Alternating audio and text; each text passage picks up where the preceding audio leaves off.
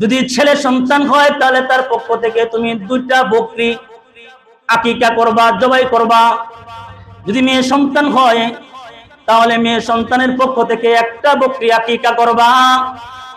আর 7ম দিনে তোমার সন্তানের চুল যদি ডাক্তার বলে যে চুল ফালানো যাবে না, ফালাইলে তার অসুস্থ বেড়ে যাবে, সমস্যা হবে, তাহলে চুল ফালানোর দরকার নাই।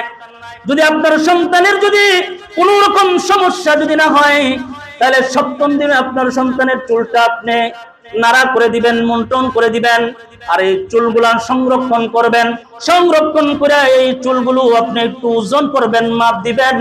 চুলটা যদি 2 গ্রাম হয়, 3 গ্রাম হয়, আল্লাহর রাসূল সাল্লাল্লাহু আলাইহি ওয়াসাল্লাম বলেন চুলটাকে মাপ দিয়া স্বর্ণ অথবা রূপা আল্লাহর রাস্তায় সদকা করে দিবেন। আপনার সন্তান পৃথিবীতে আসলো, আপনি তার জন্য নাম রাখলেন, তার ডান কানে বাম কানে আযানের কামত দিলেন, তার জন্য আপনি আকিকা করে দিলেন। ছেলের জন্য করলেন 2টা, মেয়ের জন্য করলেন কয়টা? 1টা। ছেলের জন্য 2টা কেন আর মেয়ের জন্য 1টা কেন? এটা শুধু একমাত্র আল্লাহ তাআলাই জানে। তবে আমাদের বুজুর্গ ফকিহ উলামায়ে কেরাম যিনারা গবেষক, যিনারা গবেষণা করেন, তিনারা বলেছেন যে একটা সন্তান ছেলে যদি হয় তার অনেক দায়িত্ব হয়, তার একটা সংসার চালায় নিতে অনেক মেহনত হয়, অনেক কষ্ট মুজাহাদা করতে হয়, ঘরের বাহিরে তার সমস্ত কাজ করতে হয়, রাস্তাঘাটে তার চলতে হয়, বিভিন্ন জায়গায় বিভিন্ন রকমের অনেক কাজ আছে যে কাজগুলো অনেক সময় অনেক পরিশ্রমের হয়। এই সমস্ত কাজ তার করতে হয়, তার মানে তার উপর দিয়ে অনেক কিছু চলে যায়, এত কষ্ট তার করতে হয়। অনেক সময় অনেক কাজ আছে যে কাজগুলো অনেক রিস্ক হয়, এই কাজগুলো পুরুষ মানুষের করতে হয়। আর মহিলারা সাধারণত তারা বাড়ির ভিতরে থাকে, পর্দার ভিতরে থাকে, তাদের উপরে এত কোনো কষ্ট যায় না, তাদের ভিতরে কোনো অ্যাক্সিডেন্ট হওয়ার সম্ভাবনা থাকে না।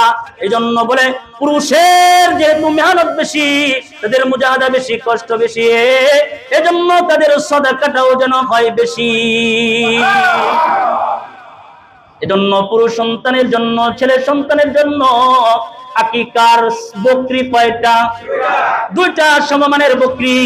আর মেয়ের জন্য 1টা। অনেকেই বলে হুজুর আমার ছেলের আকিকা করতে হবে, গোশত কি আমরা খাইতে পারবো কিনা?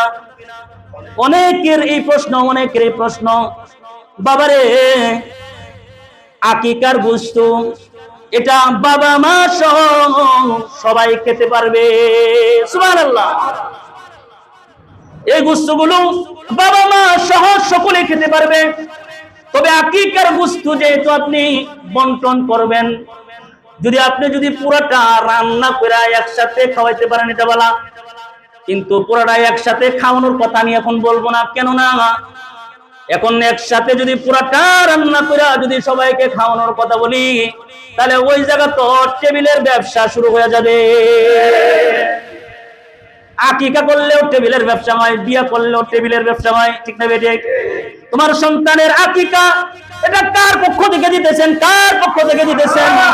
আল্লাহর পক্ষ থেকে আকিকা আপনি দিতেছেন, রাসূলের সুন্নাহ মুস্তাহাব আপনি আমল করতেছেন, অথচ আপনি মানুষদেরকে খাওয়ানোর জন্য আল্লাহ তাআলা দিয়েছেন, সদকা করার জন্য দিয়েছেন। সদকার মাল নিজে মানুষদেরকে খাওয়ায়া দোয়া নিবেন দূরের কথা, গরিবদেরকে খাওয়ায়া নিবেন, দোয়া করেন, দোয়ার জন্য দিবেন দূরের কথা, নিজেরা এগুলো রান্না করে টেবিল বসায়া টাকা পাওয়ার ধান্দা করে। লজ্জা লাগে না? আল্লাহর একটা সুন্দর বিধান আকিকা দিছে, আকিকাটার সাথেও আপনারা এরকম করতে দিব? টেহা নাই, টেহা না থাকলে রাস্তায় লয়ে যান, থালা লয়ে যান, ভিক্ষা করেন। কথা কয় না? থালা লয়ে ভিক্ষা করেন, মানুষ তো ভিক্ষাও দিব। আকিকার মধ্যে বসাইবেন নি, টেবিল বসাইবেন নি? বলেন না। আপনি চাইলেন নিজে খাবেন, আত্মীয় স্বজনকে দিবেন, গরিব মিসকিনদেরকে দিবেন, এটা আকিকার গোশত। আল্লাহর পক্ষ থেকে নিয়ামত, নিয়ামত খায়া নিজেও শুকরিয়া আদায় করলেন যে সন্তানের জন্য করলেন। সমস্ত প্রকারের যত বালা মুসিবতে সন্তানের উপরে আসতো, এই আকিকার কারণে সমস্ত বালা মুসিবত আল্লাহ কেটে দেন। এখন বালা মুসিবত আপনি নিজে দূরে নিয়ে আসেন। হ্যাঁ 500 টাকা, 1000 টাকা দেওয়া, মুসিবত কমলো না বাড়লো? ভাই কথাগুলো তিতা হইলেও কি জোরে বলেন না, সত্য। জন্য আপনার সন্তানের আকিকা করবেন সপ্তম দিনের মাথায়। কয় দিনের মাথায়? 7 দিন। 7 দিন বুঝেননি? হ্যাঁ, 7 দিনের মাথায় আপনি আকিকা করবেন। আকিকার মাসালা বুঝছেননি? ছেলে হইলে কয়টা, মেয়ে হইলে কয়টা? সুন্দর করে তাহলে বুঝছেন। গোশত খাওয়া যাইব কি যাইতো না? যাওয়া খাওয়া যাবে। তাহলে আকিকার মাসালা কি? আকিকার মাসালা শেষ হয়ে গেছে। আমাদের